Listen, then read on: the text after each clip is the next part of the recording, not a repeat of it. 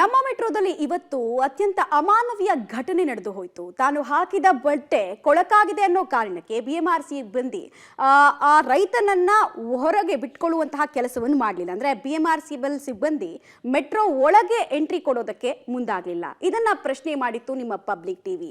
ನೀವು ಊಟ ತಿನ್ನೋದು, ನೀವು ಹೊಟ್ಟೆ ತುಂಬಿಸ್ಕೊಳ್ಳೋದು ಅದೇ ರೈತ ಬೆಳೆದಂತಹ ಅನ್ನದಿಂದ ನಿಮ್ಮ ನಡೆ ಸರಿ ಇಲ್ಲ ಅಂತ ಪ್ರಶ್ನೆಯನ್ನ ಮಾಡಿತ್ತು. ನಮ್ಮ ಈ ಪ್ರಶ್ನೆಯಿಂದ ಕೇವಲ 1 ಗಂಟೆಯಲ್ಲಿ ನಮ್ಮ ವರದಿ ಬಿಗ್ ಇಂಪ್ಯಾಕ್ಟ್ ಆಗಿದೆ. ಹೇಗೆ ಅಂತ ಬನ್ನಿ ನೋಡ್ಕೊಂಡು ಬರೋಣ. ನಮ್ಮ ಮೆಟ್ರೋ ಸಿಬ್ಬಂದಿ ಅಮಾನವೀಯ ನಡೆ, ಮಲಿನ ಬಟ್ಟೆ ನೋಡಿ ರೈತನಿಗೆ ಸಿಬ್ಬಂದಿ ತಡೆ, ಪಬ್ಲಿಕ್ ಫಟಾಫಟ್ ಇಂಪ್ಯಾಕ್ಟ್, ಸಿಬ್ಬಂದಿ ಸಸ್ಪೆಂಡ್. ನಮ್ಮ ಮೆಟ್ರೋ ಕಳೆದ ಕೆಲ ದಿನಗಳಿಂದ ಒಂದಲ್ಲ ಒಂದು ಕಾರಣಕ್ಕೆ ಸುದ್ದಿಯಾಗುತ್ತಲೇ ಇದೆ. ಆದರೆ ಈ ಬಾರಿಯ ಘಟನೆ ನಿಜಕ್ಕೂ ಕೂಡ ಕ್ಷಮಿಸಲಾಗದಂತಹ ತಪ್ಪು ಅಂದ್ರೆ ತಪ್ಪಾಗ್ಲಿಕ್ಕಿಲ್ಲ. ನಮ್ಮ ಮೆಟ್ರೋ ಸಿಬ್ಬಂದಿ ರೈತನ ಉಡುಗೆ ತೊಡುಗೆಯನ್ನು ನೋಡಿ ಅಮಾನವೀಯ ರೀತಿಯಲ್ಲಿ ನಡೆದುಕೊಂಡ ಘಟನೆ ಬೆಳಕಿಗೆ ಬಂದಿದೆ.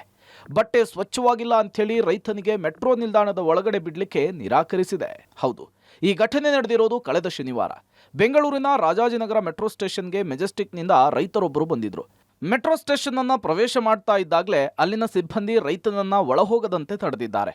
ಬಡ ರೈತನ ಮೇಲಿನ ಸಿಬ್ಬಂದಿಯ ದರ್ಪದ ವರ್ತನೆಯನ್ನ ಸಹಪ್ರಯಾಣಿಕ ಸೆರೆ ಹಿಡಿದಿದ್ದು ಸಿಬ್ಬಂದಿಯನ್ನ ಪ್ರಶ್ನೆ ಮಾಡಿದ್ದಾರೆ. ಟಿಪ್ ಟಾಪ್ ಆಗಿ ಡ್ರೆಸ್ ಮಾಡಿಕೊಂಡು ಬಂದ್ರಷ್ಟೇ ಮಾತ್ರನ ಮೆಟ್ರೋ ಒಳಗಡೆ ಎಂಟ್ರಿ ಅಂತ ಕೇಳಿದ್ದಾರೆ. ಟ್ವಿಟರ್ನಲ್ಲಿ ಬಿಎಂಆರ್ಸಿಎಲ್ಗೆ ಟ್ಯಾಗ್ ಮಾಡಿ ವಿಐಪಿಗಳಿಗೆ ಮಾತ್ರನಾ ಅಂಥೇಳಿ ಕಿಡಿಕಾರಿದ್ದಾರೆ. ಈ ಬಗ್ಗೆ ನಿಮ್ಮ ಪಬ್ಲಿಕ್ ಟಿವಿ ವಿಸ್ತಾರವಾಗಿ ಸುದ್ದಿ ಪ್ರಸಾರ ಮಾಡಿತ್ತು.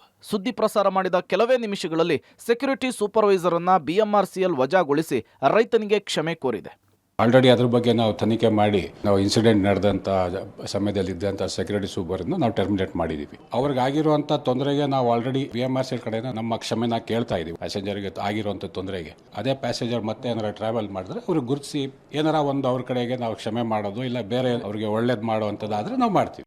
ಇದು ನಾವು ಪ್ರೋಗ್ರೆಸಿವ್ ಡೆಮಾಕ್ರಸಿಲಿ ಇದ್ದೀವಿ. ಪ್ರೋಗ್ರೆಸಿವ್ ಡೆಮಾಕ್ರಸಿಲಿ ಇದ್ದಾಗ ನಾವು ಯಾರನ್ನು ಸಹಿತ ಯಾವುದೇ ರೀತಿ ಬಟ್ಟೆಯಿಂದಾಗಲಿ ಅಪಿಯರೆನ್ಸ್ ಇಂದಾಗಲಿ ನಾವು ಯಾವುದೇ ರೀತಿ ಜಡ್ಜ್ ಮಾಡಬಾರ್ದು ಬೇರೆಯವ್ರನ್ನ. ಸೊ ಈ ಥರ ಆಗಬಾರ್ದಾಗಿತ್ತು, ಬಟ್ ಆಗ್ಬಿಟ್ಟಿದೆ. ದಯವಿಟ್ಟು ಯಾವುದೇ ಸಿಬ್ಬಂದಿನೂ ಕೆಲಸದಿಂದ ವಜಾಗೊಳಿಸೋದು ಏನು ಮಾಡಬೇಡಿ.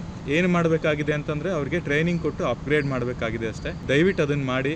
ನಮಗೆ ಮೆಟ್ರೋಯಿಂದ ಅನುಕೂಲ ಆಗಿದೆ. ಇನ್ನು ಈ ಬಗ್ಗೆ ಸುದ್ದಿ ಪ್ರಕಟಿಸಿದ ಅರ್ಧ ಗಂಟೆಯಲ್ಲಿಯೇ ತಪ್ಪಿತಸ್ಥರ ವಿರುದ್ಧ ಕ್ರಮ ಕೈಗೊಳ್ಳುವಂತೆ ಮಾಡಿದ ಪಬ್ಲಿಕ್ ಟಿವಿ ವರದಿಗೆ ಎಲ್ಲೆಡೆ ಶ್ಲಾಘನೆ ವ್ಯಕ್ತವಾಗ್ತಾ ಇದೆ. ಕೇವಲ ಸುದ್ದಿ ಮಾತ್ರ ಪ್ರಸಾರ ಮಾಡುವುದಿಲ್ಲ, ಅನ್ಯಾಯದ ವಿರುದ್ಧ ನಿಂತು ನ್ಯಾಯ ಕೊಡಿಸೋದ್ರಲ್ಲೂ ಕೂಡ ನಾವು ಮುಂದು ಅನ್ನೋದನ್ನ ಪಬ್ಲಿಕ್ ಟಿವಿ ಮತ್ತೊಮ್ಮೆ ಸಾಬೀತುಪಡಿಸಿದೆ. ಅಷ್ಟೇ ಅಲ್ಲದೆ ಸುದ್ದಿಯ ವೇಗದ ಇಂಪ್ಯಾಕ್ಟ್ಗೆ ಸಚಿವರು, ಕನ್ನಡ ಪರ ಹೋರಾಟಗಾರರು, ರೈತ ಸಂಘಟನೆಗಳು ಕೂಡ ಅಭಿನಂದನೆ ಸಲ್ಲಿಸಿವೆ.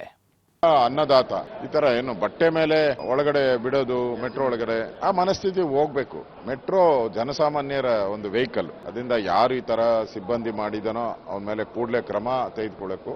ಪಬ್ಲಿಕ್ ಟಿವಿ ಇದನ್ನ ದೊಡ್ಡ ಸುದ್ದಿಯಾಗಿ ಮಾಡಿ ಜನಸಾಮಾನ್ಯರ ಧ್ವನಿಯಾಗಿ ಪಬ್ಲಿಕ್ ಟಿವಿ ಕೆಲಸ ಮಾಡಿದೆ. ನಾನು ಅಭಿನಂದನೆ ಸಲ್ಲಿಸ್ತೇನೆ.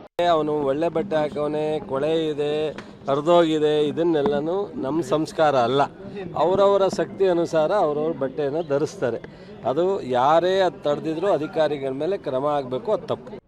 ಒಟ್ಟಾರೆ ರೈತನ ಬಟ್ಟೆ ಕೊಳೆಯಾದ್ರೆ ಮಾತ್ರ ನಮ್ಮ ಹೊಟ್ಟೆ ತುಂಬೋದು ಅನ್ನುವಂತಹ ಜೀವನ ಪಾಠವನ್ನ ಮೆಟ್ರೋ ಸಿಬ್ಬಂದಿ ಮರೆತದ್ದು ವಿಪರ್ಯಾಸವೇ ಸರಿ. ಇನ್ಮುಂದಾದ್ರೂ ಇಂತಹ ಘಟನೆಗಳಾಗದಂತೆ ಉಳಿದ ಸಿಬ್ಬಂದಿಗಳು ಎಚ್ಚೆತ್ಕೊಳ್ತಾರಾ ಅನ್ನೋದನ್ನ ಕಾದ್ ನೋಡ್ಬೇಕಿದೆ. Raghu Mariswamy, metro bureau, Public TV.